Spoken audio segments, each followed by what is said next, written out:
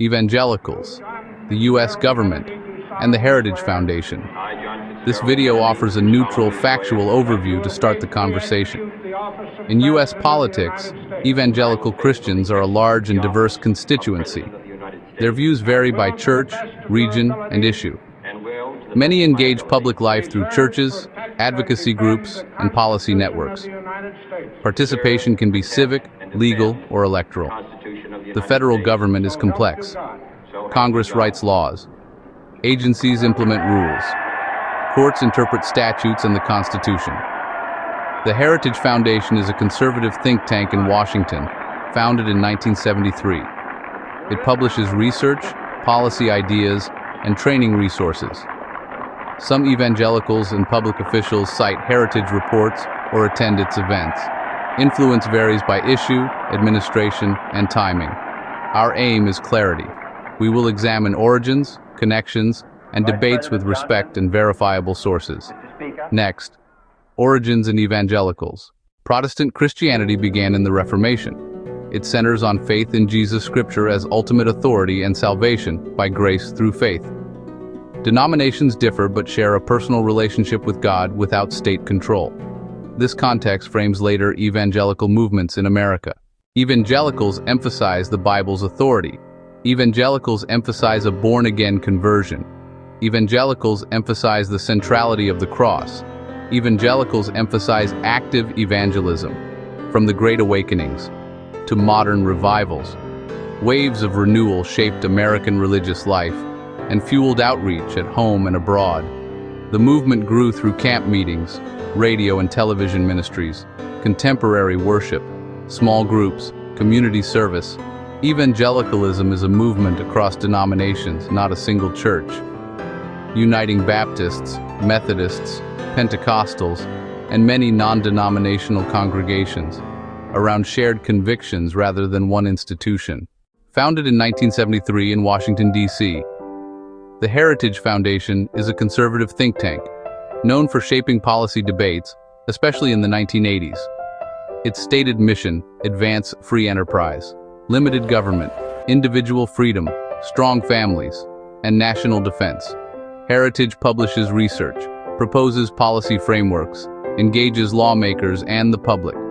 Leadership has included Kevin D. Roberts, previously with the Texas Public Policy Foundation. From white papers to briefings, it operates at the nexus of ideas and governance. A Washington institution, with a nationwide audience. From think tanks to town halls, faith communities, including evangelicals, engage civic life through advocacy, voting, public policy debates. Their participation unfolds within constitutional protections, religious freedom, free speech, shaping how ideas enter the policy process. Methods range from grassroots mobilization, coalition-building research, amicus briefs, public comment on regulations. Influence rises and recedes, era's leaders' issues, yet it remains a steady presence in American public discourse. The First Amendment bars establishing a state religion and protects free exercise. Jefferson described a wall of separation, guarding conscience and reducing sectarian conflict. This framework aims to protect both religion and government from coercive entanglement. In practice, it encourages neutrality, neither favoring faith in public life nor penalizing faith in public life. Courthouses, classrooms, town halls become shared civic spaces where ideas compete, but coercion does not. The goal, a public square open to all, where beliefs inform voices and rights protect everyone. Christianity is a faith centered on Jesus. Love of God, love of neighbor. Its core marks are humility, mercy, justice, truth-telling. Christian nationalism fuses national identity with a preferred religious identity, placing the flag over the cross, confusing spiritual mission with state power. Many Christians caution that politics must not distort theology or exclude neighbors. They affirm that faith can shape conscience without coercing creed or citizenship. Separation of church and state protects the altar, protects the assembly, protects the believer, protects the non-believer.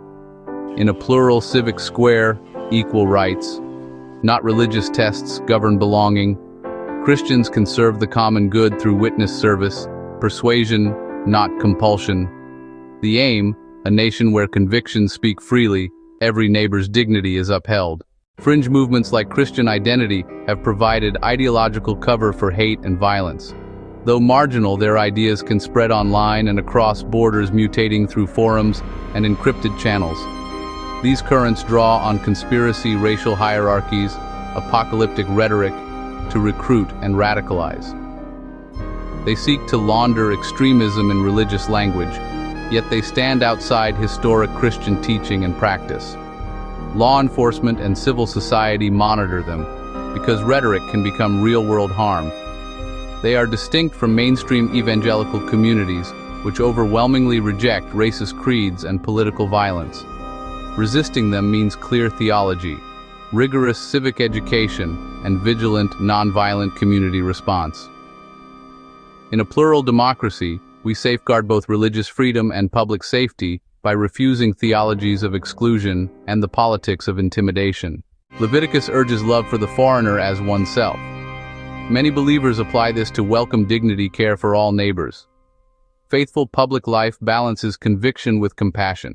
America's story includes vibrant faith and constitutional freedom. Understanding Evangelicals, think tanks like Heritage, and church-state principles clarifies today's debates. In a plural nation, we can seek the common good with truth and neighbor love.